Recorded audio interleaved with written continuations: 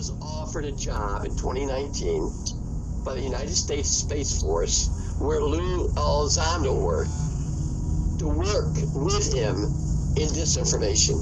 And I said, not no, but hell no, I'll never do that again.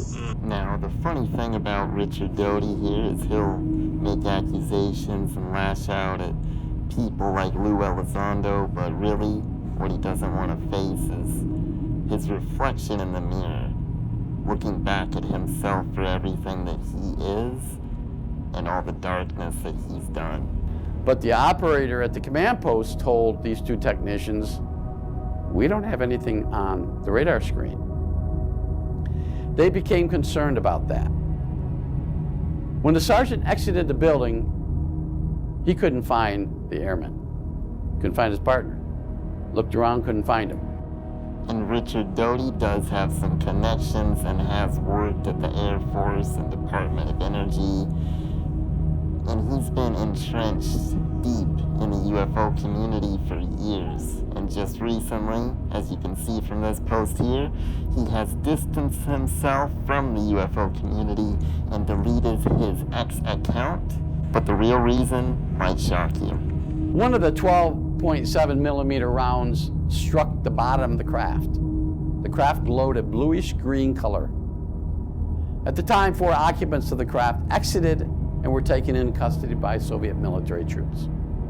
The occupants were described as 1 meter in height, weigh about 25 kilograms, no hair, 4 fingers, no thumbs, narrow feet, wearing heavy boots. The occupants were wearing tight-fitting silvery suits. Now, what a lot of people didn't know, when Richard Doty was talking about that situation with the aliens and their boots and tight-fitting suits, he was actually more worried about getting them out of their boots and tight-fitting suits to see what they had underneath. Because there was a photo of an alien that surfaced a few years ago, and it actually has come to light that Richard Doty engaged in sexual activity with this particular alien, and he was forced out of his X-Twitter account and forced out of the disclosure community of the UFO topic completely.